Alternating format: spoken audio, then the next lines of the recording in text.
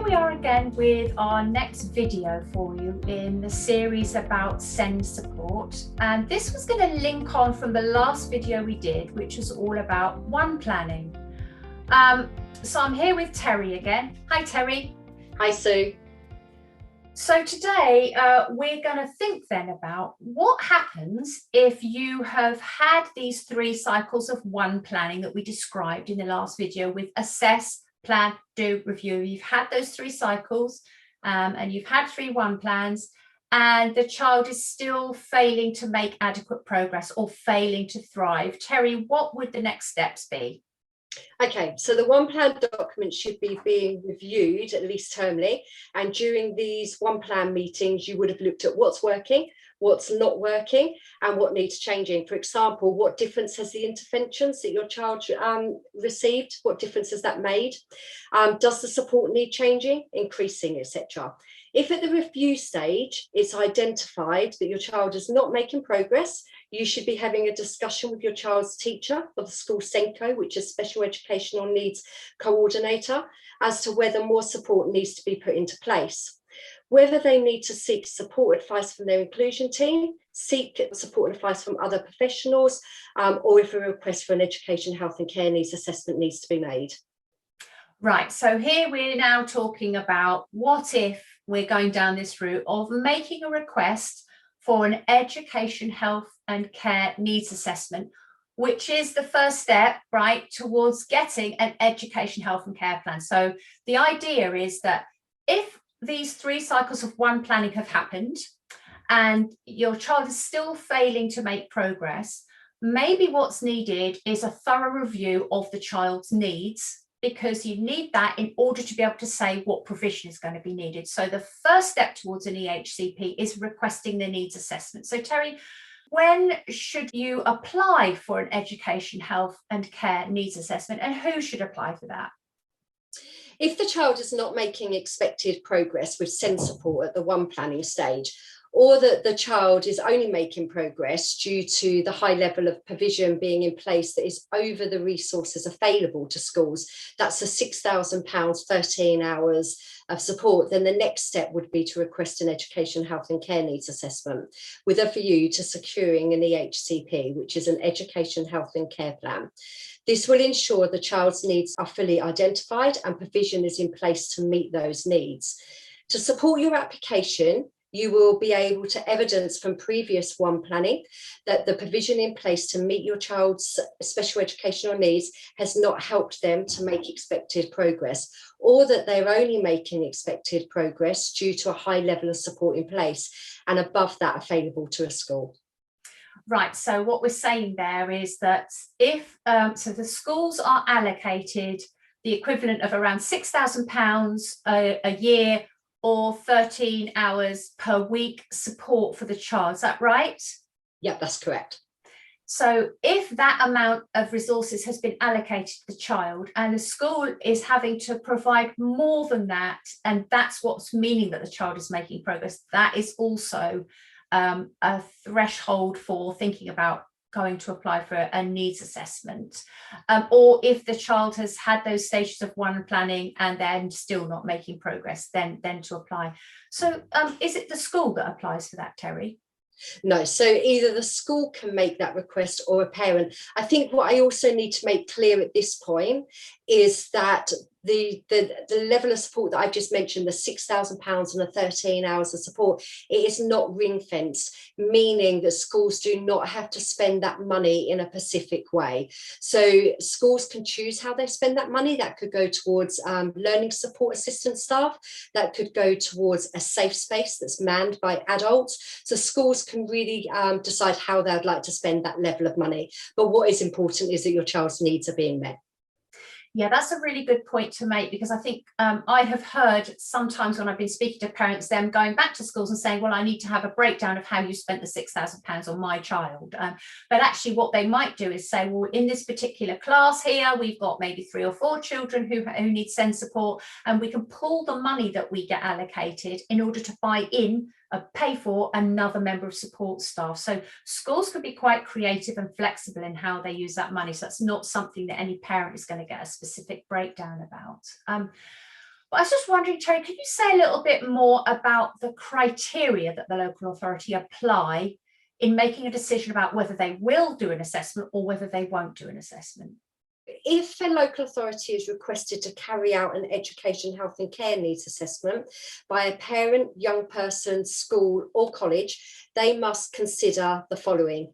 A, whether the child or young person has or may have special educational needs, and B, whether they may need special educational provision to be made through an education, health and care plan.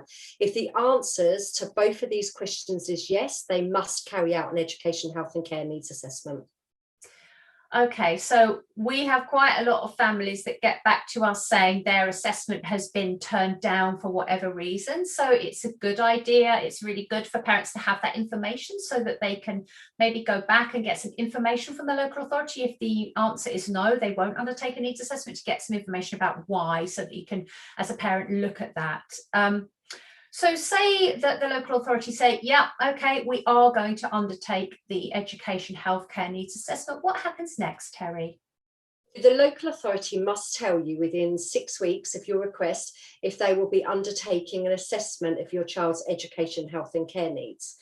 If the local authority agrees to assess, the local authority must seek advice from a range of people, including the child's parent or the young person, educational advice, and that would normally be from the head teacher of the school or Senko, medical advice and information from a healthcare professional, psychological advice and information from an educational psychologist, advice and information in relation to social care, advice and information from any other person the local authority thinks appropriate. Where the child or young person is in or beyond year 9, advice and information in relation to provision to assist the child or young person in preparation for adulthood and independent living. Also, advice and information from any other person the child's parent or young person reasonably requests that the local authority seek advice from. The local authority is legally required to seek all of this information as a minimum. If the local authority refuses to assess, the parent or young person over 16 years of age can either accept the decision if they agree with the local authority's decision. They can either ask for a way forward meeting, a mediation meeting to discuss this their decision further. This information will be found on the formal letter that the local authority send you to explain that they're refusing to assess your child's education, health and care needs. Or you can appeal to the first tier tribunal against the local authority's decision to refuse to assess. You only have 2 months from the date of correspondence that the local authority have refused to assess, or 1 month from mediation to lodge your appeal. Okay, so there's lots of information in there, Terry, and hopefully that's useful for people to know what steps you can take if you get a no. Useful information about what advice and guidance the local authority have to seek in making the assessment.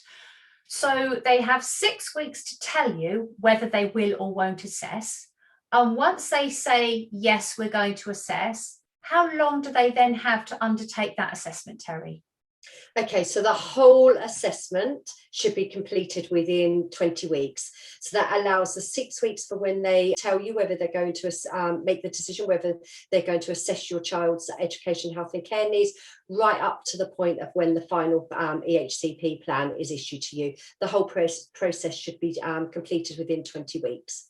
So that's 20 weeks from the date that they receive your request, or 20 weeks from the date that you receive their letter?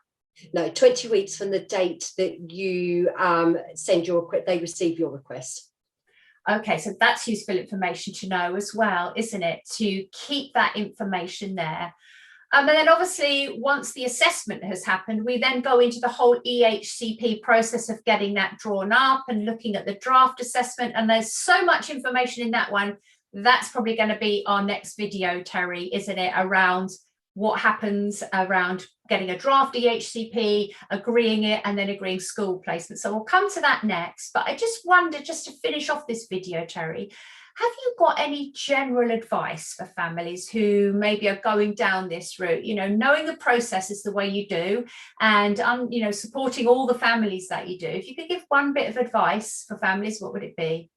So if there's one bit of advice that I could offer families, that would be to keep a diary and to log key information in that diary. So that could be information of when you've been into school for meetings, whether there's been key information shared to you either by your child's class teacher, the school Senko, health professionals, or maybe an educational psychologist that your child has seen. But I think what's really important is, as parents, we can become exhausted. We can become reactive to things that are happening on a daily basis, and then being able to retain the information that happens on a daily basis can be quite difficult to then recall that information. So my advice would be to keep a diary and to log all the key information so that you have one place to recall that information as and when you need it. That's brilliant advice, Terry. And also, of course, if you're going down the route of asking for an EHC needs assessment and applying for an EHCP, to note down all the timescales, because what you know now is that you've got that 20 weeks. So that's fantastic information, as always, Terry. And we'll speak again soon, shall we? And we'll talk about EHCPs next time.